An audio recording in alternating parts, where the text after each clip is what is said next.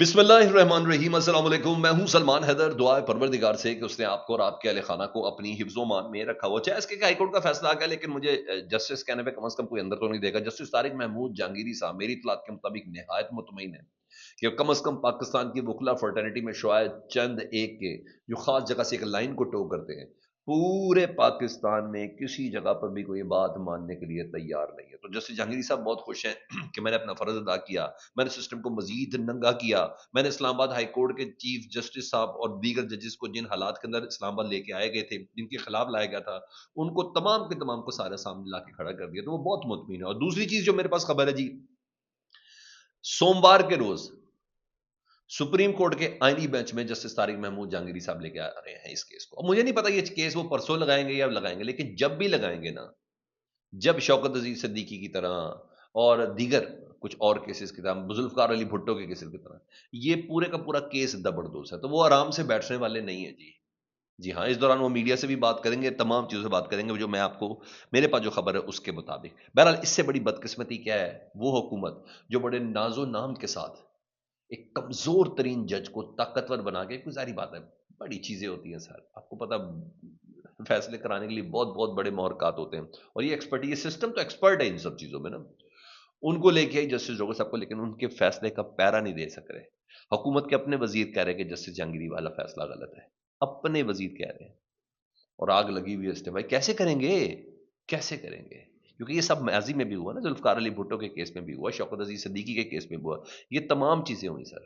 میرا صرف یہ استدلال ہے، میں آگے چل کے آپ کو بتاتا ہوں کہ اور کون سی چیزیں، کہ شوکت عزیز صدیقی کو آئین کا آرٹیکل 209، جی ہاں، اس کے تحت سپریم جوڈیشل کونسل کے علاوہ ان کو کوئی ہٹا ہی نہیں سکتا، اب ہے ہی وہ فارم۔ دوسرا میرا سوال ہے کہ کراچی کی high court, Sindh high court نے اس پہ حکم امتناع دیا ہوا تھا سندھ یونیورسٹی کے اس موقع پر، اس کے باوجود کس طریقے سے جسٹس ڈوگر صاحب نے اس کیس کو ٹیک اپ کیا، ہر لحاظ سے جی، وہ سرگواہی نہیں پیش کرنے دیا۔ اچھا، تیسرا میری چیز یہ ہے کہ جب سپریم کورٹ کا حکم ہے کہ ساتھی جج کے خلاف کوئی فیصلہ نہیں دے سکتے، تو کیسے انہوں نے اس کو گو تھرو کہ یہ تین چیزیں ہیں سر، بے شک 10 بار جگری جالی ہو، مگر جس طریقے سے پروسیس کیا ہے وہ تمام کا تمام 2 نمبر ہے۔ اور ویسے بھی جسٹس جہانگیری صاحب نے یہ کہہ دیا تھا نا 3 حلقوں کے حوالے سے کہ فارم 45 کے فورنزک کرواؤں گا، چاہے ملک سے باہر سے کیوں نہ کروانے پڑے، اس دن سے ان کا فیصلہ ہو گیا ہوا تھا۔ بھائی وہ چٹھا پورا 1.5 سال غائب رہا ہے، لیاقت چٹھا چیف کمشنر، تو جسٹس جہانگیری صاحب کو نشان عبرت نہیں بنانا، بلکہ پوری کی پوری سپریم کورٹ اور عدلیہ کو نہیں بنانا کہ جو جو کھڑا ہوگا سسٹم کے آگے اس کا حال یہی کیا جائے گا۔ تو میرا خیال ہے یہ اس کی اس سے بہترین کوئی مثال نہیں ہے۔ یعنی پاکستان کے وزیر مملکت برائے قانون و انصاف ہے، میرے بہت اچھے دوست ہیں، بیرسٹر عقیل ملک صاحب، بات پیرٹ کی کا کوئی اور کوئی کہہ ہی نہیں رہا ان کے متعلق نا، کیونکہ وہ کیس ہی کسی اور نے کہا ہے، جسٹس وہ وکیل داؤد کو کیس ہی کسی اور نے دیا ہے، کچھ حکومت نے تھوڑی کیس دیا تھا۔ وہ کہتے ہیں کوئی فارم ہے ہی نہیں آرٹیکل 209 کے علاوہ۔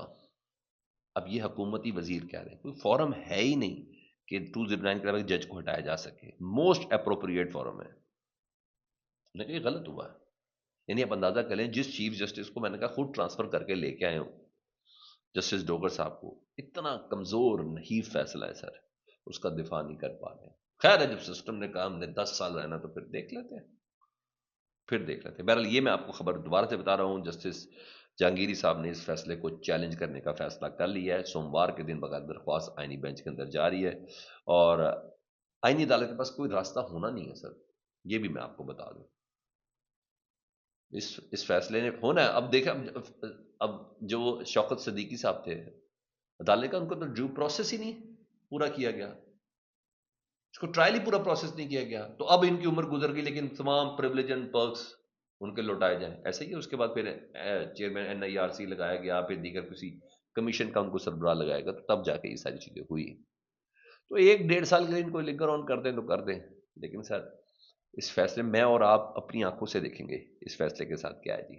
اور پھر سسٹم ایسا سر، اتنی سپیڈ، 24 گھنٹے انصاف دستیاب ہے۔ زرداری صاحب نے کروٹ بدلی، رات کو اٹھے باقاعدہ طور پہ نا جی، انہوں نے وزیر اعظم صاحب کی ایڈوائس پر جسٹس طارق جہانگیری کو ہائی کورٹ جج کے عہدے سے فارغ کر دیا، ڈی نوٹیفائی کر دیا۔ کیسی مزیدار بات ہے، کتنا تیار بیٹھے ہیں سر، کتنا تیار بیٹھے ہیں، اس باری پوچھنے کی بھی ضرورت نہیں پڑی، کیونکہ جن سے پوچھنا تو انہوں نے کہا تھا کریں، تو میرا خیال ہے اس کے بعد کوئی پوزیشن رہ نہیں جاتی ہے جی۔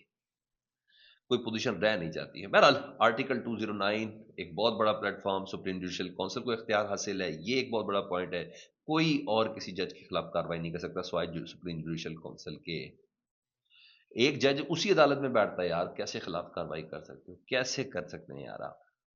تو بہرحال جسٹس جہانگیری صاحب نے جو درخواست دی تھی نا کہ میرے پاس ان ہاؤس یعنی میرے چیمبر میں آ کے چیف جسٹس صاحب نے کہا ہے کہ میرے پہ بڑا پریشر ہے, پلیز پوسٹ ڈیٹڈ اپنی وہ دے دے, استعفیٰ دے دیں تو شاید کوئی بچت ہو جائے.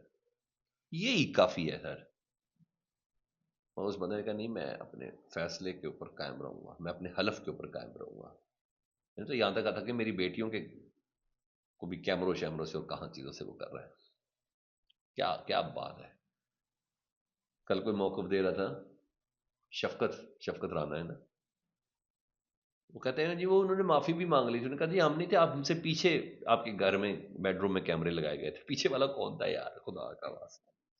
ایسی ایسی چبلے مارتے ہیں. لیکن حیرانگی کی بات ہے بہرحال اس تمام صورتحال میں نا تحریک تحفظ یعنی پاکستان کا جو 20 اور 21 یعنی کل اور پرسوں کا جو اجلاس ہے نا 2 روزہ کانفرنس, وہ بہت اہمیت اختیار کر گئے. ابھی تک کھل کے مولانا فضل الرحمان صاحب نے انکار نہیں کیا اور حامی بھی نہیں بھری ہے. اگر نہیں کرتے تو ظاہر بات ہے مولانا صاحب علی بن گنڈا پور والا ایکسکیوز تو اب ہے نہیں, تو نہیں آئیں گے تو کم از کم اس بات کو اسٹیبلش ہو جائے گا کہ اسٹیبلشمنٹ کے خلاف مولانا فضل الرحمان صاحب جانے کا کوئی پلان نہیں ہے. وہ ویسے بھی انہوں نے بتایا کہ مجھے اسٹیبلشمنٹ نہیں کہا تھا تو میں رجیم چینج آپریشن کو میں نے باقاعدہ طور پر سپورٹ اور کندھا دیا تھا کہ بس اب طریقے سے اعتماد کر دی جائے. تو وہ چلتے کم از کم میرے اور آپ کے پاس زندگی بھر کے لیے کم از کم یہ شک شبہ ختم ہو جائے گا. باتیں بوتیں کرنے کی حد تک تو بہت زیادہ. مولانا صاحب کل بھی کہہ رہے تھے کسی جگہ پہ, لوگ شودرا میں کہیں بیٹھے ہوئے تھے یا کسی جگہ پہ, تو میں تو کہتا ہوں کہ عمران خان صاحب کو بھی اندر میں بس کہنا کافی ہے. میں تو کہتا ہوں عمران خان سے ملاقات ہے, لیکن وقت بدلتا ہے نا, وقت بدلتا ہے سر. وقت کہاں بدلا ہے, وقت بنگلہ دیش میں بدلا ہے. بنگلہ دیش میں کل کیا ہوا جی, عثمان ہادی نام کا لڑکا جس نے ابھی یہ جینزی والا انقلاب لے کے نا حسینہ واجد کی گورنمنٹ ٹرپل کی, وہ اس کو انڈیا بھیجا, یہ کیا نا, اس کا لڑکا تھا عثمان ہادی. کل نقاب پوش لوگوں نے اس کو گولی مار دی. اب وہ مین لوگوں میں سے شامل تھا. اور پروٹیسٹ پھر ایسا ہوا جی, اس شخص کو شہید کیا گیا اپنی, اور پھر لانگ مارچ کیا گیا ٹورڈز بینا پول یعنی انڈین بارڈر کے اوپر. اور لوگ مطالبہ اس وقت بنگلہ دیش میں افراتفری کے ہمیں حسینہ واجد واپس کرو کہ اس نے ہمارا بندہ مروا دیا. یہ والی پوزیشن اس وقت ہے sir. Protester storm the residence of Awami League organisation یعنی حسینہ واجد کے سیکٹری اور فارمر بنگلہ دیش ایجوکیشن منسٹر, اس کے گھر کو پھر آگ لگائی گئی ہے چٹوگرام میں. ٹھیک ہے جی. اور سنیں جی, جن میڈیا ہاؤسز نے رپورٹنگ غلط کی, آفس آف بنگلہ دیش بگیسٹ نیوز پیپر پرتھم الاؤ, اس کو بھی انہوں نے آگ لگا دی تھی. جی ہاں. ایک اور نیوز پیپر ہے ڈیلی سٹار آفس, جی ہاں, اس کو بھی آگ لگا دی گئی ہے. تو پروٹیسٹر جو ہے نا انڈین ڈپلومیٹک مشن راج شاہی کے باہر بھی اس وقت احتجاج کر رہے ہیں. تو سر وقت تو بدلنے میں کہیں دنیا میں کسی بھی جگہ پر بھی وقت تھوڑی لگتا ہے, لیکن بہرحال ریکارڈ پہ رہ جاتی ہے بات. تو بنگلہ دیش میں تو اس وقت زبردست کام ہو رہا ہے جی. اب آؤں دوبارہ ذرا اسی پہ. آج جسٹس جہانگیری صاحب کے حوالے سے اسلام آباد بار کونسل کی طرف سے, اسلام آباد بار ایسوسی ایشن کی طرف سے ہڑتال تھی. 30 سے 40 سے متعلق بتایا جا رہا ہے فیصد کسی پہ وکلا پیش ہوا, باقی بیشتر نے ہڑتال کے باعث التوا مانگا تھا. صدر بار نعیم گجر اور بار انتظامی کی جانب سے یہ ہڑتال کی کال دی گئی تھی. ادھر پاکستانی موقف کو ایک جگہ پر فتح حاصل ہوئی ہے, اسپیشلی مئی والے پہلگام والا معاملہ جس طرح بھارت نے کریٹ کیا تھا. تو اقوام متحدہ کی رپورٹ آئی ہے جی. اس رپورٹ کے مطابق بھارت پاکستان کے حقوق کی خلاف ورزی کرنا بند کرے. اقوام متحدہ نے کہا ہے, انہوں نے کہا جو ہوا تھا بھارت پہلگام حملے میں پاکستان کے ملوث ہونے کے شواہد پیش نہیں کر سکا. 7 مئی کو بھارت نے پاکستانی حدود میں طاقت کا پہلے استعمال کیا اور یو این چارٹر کی خلاف ورزی کی, اور بھارتی اقدام حملہ سمجھا جائے تو پاکستان کو سیلف ڈیفenس کا پورا حق حاصل ہے. جو جیز میں آپ کو ہم نے 7-8 جہازت کے تباہ کیے اور آپ کی مختلف یونٹوں کو اڑایا اور آپ کی کچھ ہیڈ کوارٹرز کو تباہ کیا, آپ کے S-400 کو تباہ کیا, تو پاکستان یہ حق رکھتا تھا. تو اقوام متحدہ نے یہاں سے اس بات کو لے کر آگے چلیں جی. تو یہ رپورٹ بڑی میٹر کرتی ہے جی.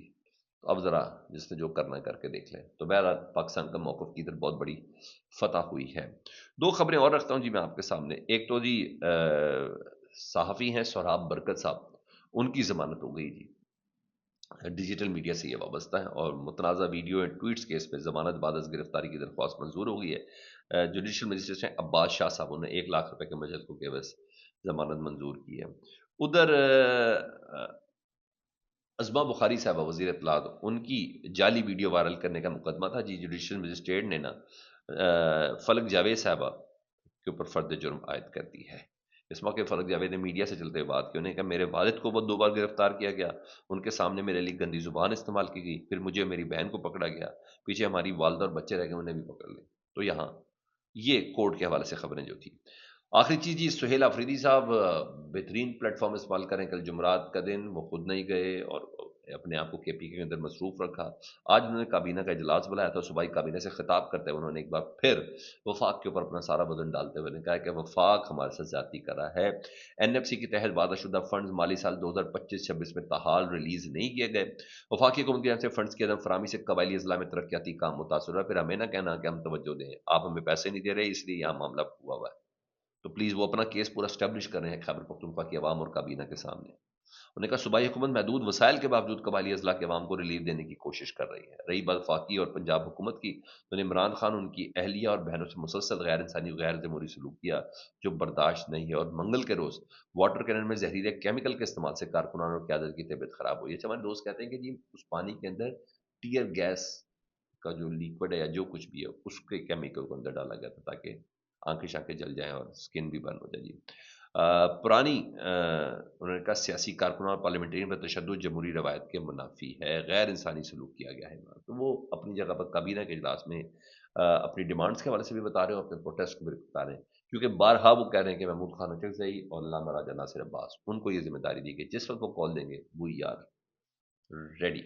تو وہ اپنے محاذ پر عوام کو اعتماد میں ساتھ ساتھ لیتے ہوئے نظر آ رہے ہیں۔ سہیل آفریدی فیڈ بیک سے متعلق ضرور کیجیے گا، اپنا بہت خیال رکھیں جی۔ اللہم صلی علی محمد و آل محمد۔